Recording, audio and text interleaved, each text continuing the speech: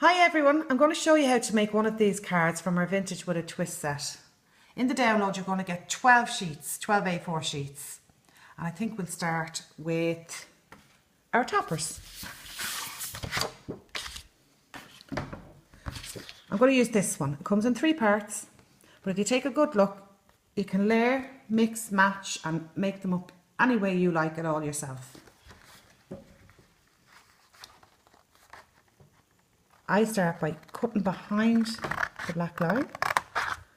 I'm not going to bore you now by doing loads of cutting out. I have some I prepared earlier.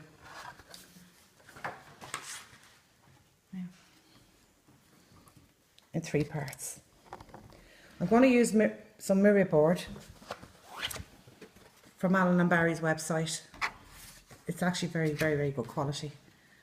Now, I have foam pads already prepared on the back to give it a lovely 3D effect. I'm just going to literally cut around the edge really fast. These cards are actually really fast and easy to make up if you're in a hurry for something for somebody. Now, I'm literally just going to leave a nice thin line around the edge to give it a nice blingy effect. You could of course use glitter card, anything you might have, even another backing paper. Oops, that's a little bit crooked. Now, as you can see, I have the foam pads ready on the back. You just line it up as evenly as possible.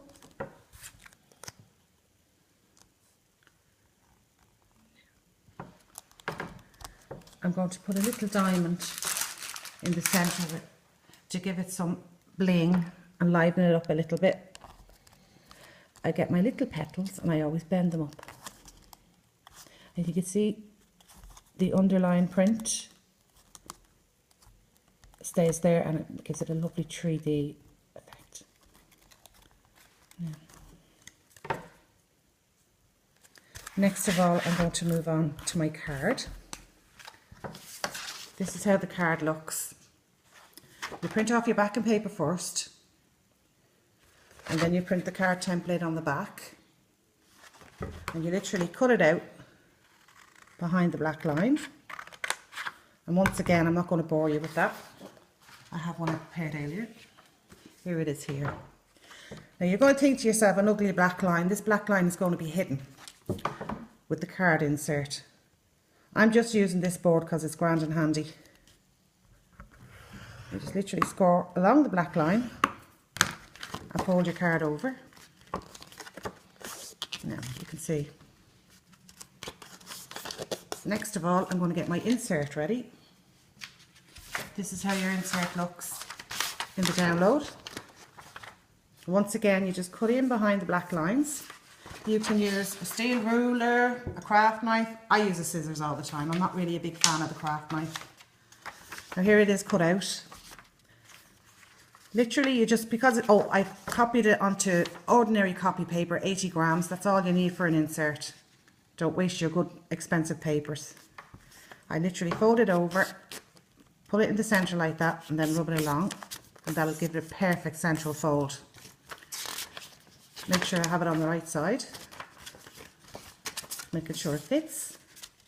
Now I use double-sided tape.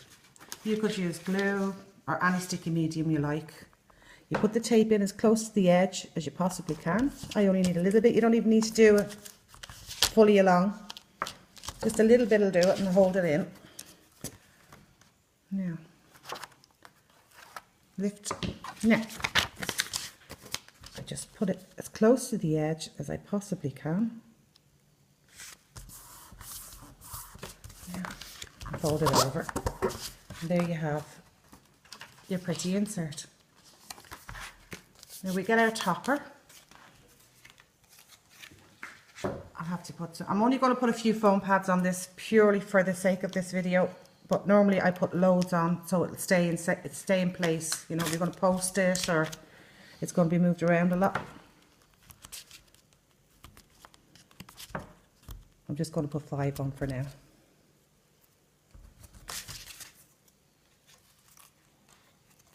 Now, like I said, it is very, very simple.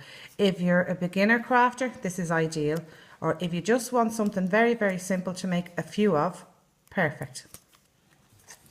Now, I'm just making sure my insert's the right way up, right way there, yeah. Now, I'm going to get it as central as I possibly can. And like I said already, you can do these, mix and match them and do them whatever way you like.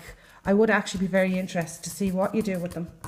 So I'd love if you send me some photographs of what you've done.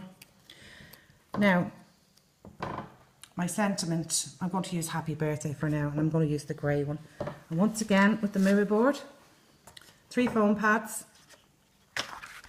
Just put it on there. All you want to see is a tiny little border of the silver to give it just that lift and make it stand off the page. I'm just going to trim it nice and even. Yeah. Yeah, that mirror board is lovely. It's really strong. Foam pads. I'm just going to put 3 on the back. Now you can use glues, anything you like. I like the foam pads because they give it a nice lift.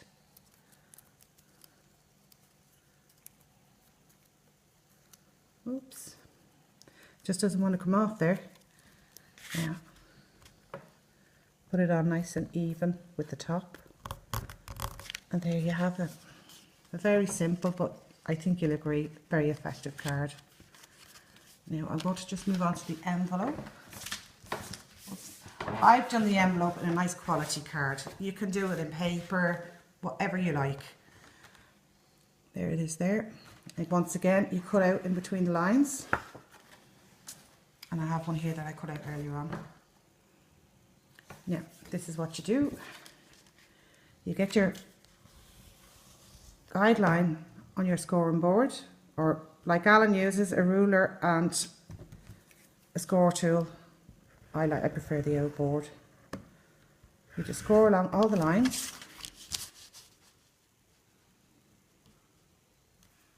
Yeah. This card is lovely. Yeah. Oops. Yep, nearly there. So you score along all the lines. You just fold it down into place. 1, 2, 3, and 4. You want your flaps on the inside and that on the outside. I'm just going to use a bit of wet glue. I suggest strongly using wet glue because it holds it better. Double-sided tape seems to come loose off envelopes for some reason. Just a little dab of glue along the edge. That's all you need. Now, I use a nice tacky glue. You hold your flaps down, fold it up,